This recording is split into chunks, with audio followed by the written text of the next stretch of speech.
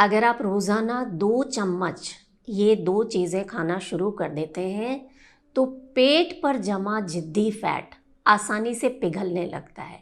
और आप जानते हैं ना, पेट पर जो फैट जमा होता है वो ना सिर्फ देखने में बुरा लगता है, इसे दूर करना बहुत मुश्किल होता है, बल्कि ये अनेक समस्याओं का कारण होता है। आपके शरीर में कोलेस्ट्रॉल का लेवल बढ़ने लगता है, जो दिल की बीमारियों का खतरा है बढ़ने लगता है, इंसुलिन का लेवल अप एंड डाउन होने लगता है, डायबिटीज़ का खतरा बढ़ जाता है और बहुत से लोगों में तो कब्ज़ की समस्या हो जाती है। तो आपको ये समस्याएं ना हो, इसलिए ये 2 ऐसी चीज़ें हैं जिनका सेवन आपको आज से शुरू कर देना है।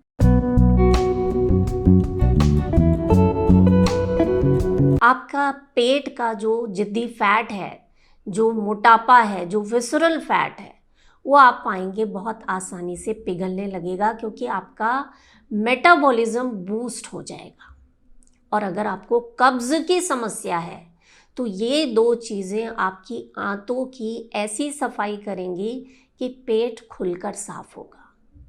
जो पहली चीज़ है वो है ऑलिव ऑयल, जैतून का तेल, जिसमें बहुत सारे मोनो अनसैचुरेटेड फैट्स पाए जाते हैं, विटामिन ई से भरपूर है और आपके शरीर में बैड कोलेस्ट्रॉल को कम करने का काम करता है। जो लोग ऑलिव ऑयल में कुकिंग करते हैं, खाना पकाते हैं, उनके शरीर पर फैट जमा नहीं होता है। तो ऑलिव ऑयल को कैसे सेवन करना है आगे बताऊंगी, इसमें एक चीज़ और मिलाएंगे हम, लेकिन अभी के लिए आप ये समझ लें कि ऑलिव ऑयल में जो पॉलीफिनॉल्स होते हैं ये प्लेटलेट्स की क्लम्पिंग को रोकते हैं, खून के थक्के को बनने से रोकते हैं, आप स्ट्रोक और हार्ट अटैक के खतरे से दूर रहते हैं। ऑलिव ऑयल ऐसे एंजाइम्स को प्रमोट करता है जो फैट लॉस को, वेट लॉस को प्रमोट करते हैं।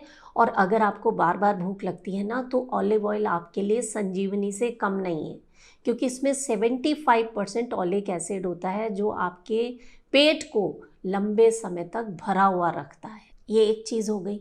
दूसरा, आप सभी जानते हैं कि नमक जो है वो हमारी सेहत के लिए हानिकारक होता है, क्योंकि जो सादा नमक हम खाते हैं उसमें 70% सोडियम क्लोराइड होता है।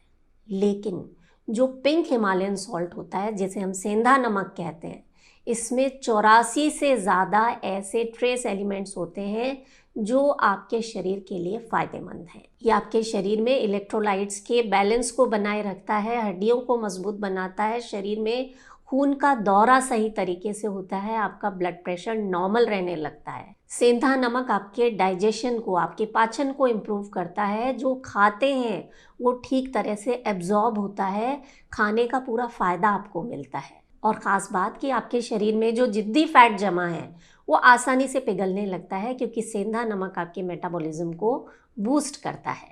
कई बार हार्मोन्स में इम्बैलेंस के कारण मोटापा बढ़ने लगता है, उन हार्मोन्स में संतुलन लाने का काम भी यही सेंधा नमक करता है। तो आपको क्या करना है, बहुत आसान सा तरीका बता रही हूँ, आप सुबह सुबह इसे कर लीजिए। शुरुआत में 1 डोज लेंगे, फिर 15 दिन बाद आप इसकी 2 डोज कर सकते हैं, यानी 2 चम्मच आप इसका सेवन कर सकते हैं। सुबह खाली पेट नाश्ते से आधे घंटे पहले 1 चम्मच ऑलिव ऑयल लीजिए और उसमें चुटकी भर सेंधा नमक डाल लीजिए और पी जाइए। जैसे हम कोई सिरप वगैरह पीते हैं ना, बस वैसे आपको इसे निगल लेना है और उसके आधे घंटे बाद आप नाश्ता कीजिए। ये जो सारे फ़ायदे आज मैंने आपको बताए हैं ये सब आपको मिलेंगे। और साथ में ये भी ध्यान रखें कि आप हेल्दी डाइट लें, नींद पर्याप्त मात्रा में लें, ज़्यादा स्ट्रेस ना लें, क्योंकि ये सभी चीज़ें मोटापा बढ़ने का, फैट जमा होने का बहुत बड़ा कारण है। 15 दिन आप ये 1 डोज लीजिए, उसके बाद आप रात को भी इसे शुरू कर सकते हैं। और एक चीज़ जो मैं हमेशा कहती हूँ कि कोई भी नुस्खा हो, चाहे वो अमृत ही क्यों ना हो, आप उसे पहले 1-2 दिन प्रयोग करके देखिए कि आपको उससे कैसे फ़ायदे हो रहे हैं, क्योंकि हम सभी का शरीर अलग अलग होता है, तो फ़ायदे भी अलग अलग होंगे। किसी को जल्दी होंगे, किसी को देर से होंगे, किसी को फ़ायदा होगा ही नहीं। तो आप अपने शरीर को सुनते हुए किसी भी नुस्खे का प्रयोग करें और पूरे विश्वास के साथ करें।